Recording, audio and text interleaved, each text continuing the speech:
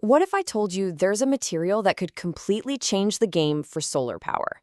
Well, there is. And today we're diving deep into it, the Perovskite solar cell.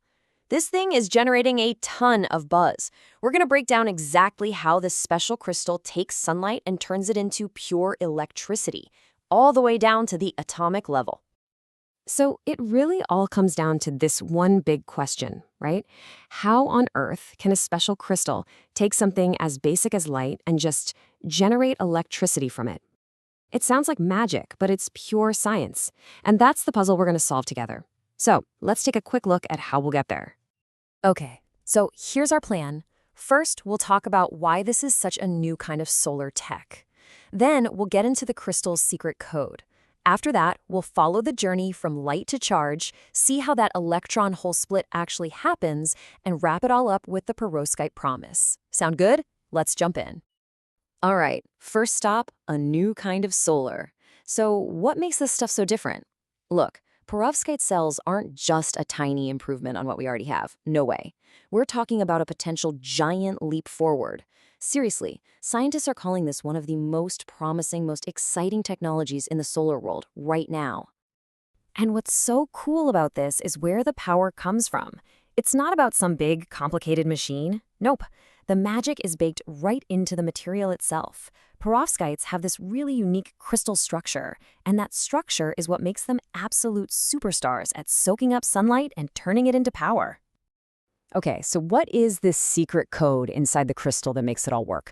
Well, to figure that out, we've got to zoom in. I mean, way in, down to the atomic level to unlock the ABX3 structure that makes these things so darn special. And here it is. The secret code, ABX3. Now, I know it looks like just a jumble of letters, but it's so much more than that. This is the specific chemical formula for the crystal's lattice, its internal framework. And getting this arrangement just right is the absolute key to why this material is so amazing at both grabbing light and moving electricity. So how does this formula actually work? Honestly, the best way to think about it is like a recipe with three main slots you can fill. You've got the A slot, which holds a large cation. That's just a positively charged ion. Then there's the B slot for a metal cation, which is typically lead. And finally, the X slot is for a halide, like iodine or bromine. The really cool part is that by swapping out different elements in these slots, scientists can basically tune the crystal, changing its properties to get exactly what they want. Okay, so we've got the blueprint, the recipe for the crystal. Now let's see what happens when we put it to work. We're going to follow the incredible journey of a single particle of light, a photon, from the moment it hits the cell to the point it kicks off this amazing chain reaction. And all of this happens in like a split second. So step 1, a photon from the sun slams into the perovskite layer. Step 2, thanks to that awesome crystal structure we talked about, the material just gobbles up that photon's energy. It's super absorbent. And then step 3, that energy instantly creates something called an electron-hole pair. You can think of this as the very first spark, the birth of electricity right there in the crystal. Now, this right here is a huge reason why perovskites are so efficient. See, in a lot of other solar materials, these electron-hole pairs are stuck together like glue.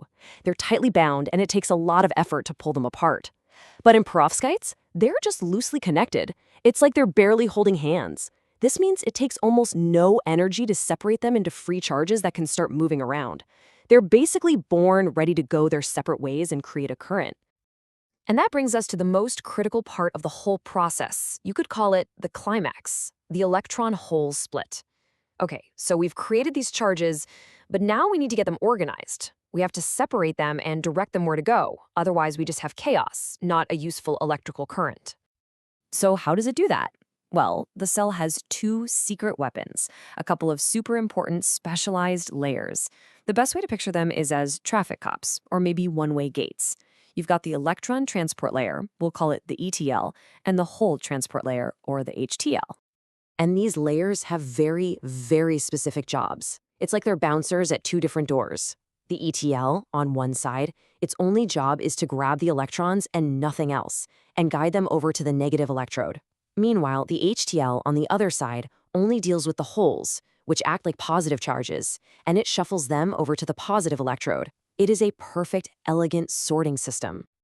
So, once all these charges are neatly sorted and collected at their respective electrodes, they are finally ready to do some real work. The electrons start flowing through an external circuit, like the wiring that powers your lights or charges your phone, all in an effort to get back to the positive side. And that constant moving flow of electrons, that's electricity. Okay, let's zoom back out for a second. We've just seen this incredible, intricate little dance happening inside the solar cell.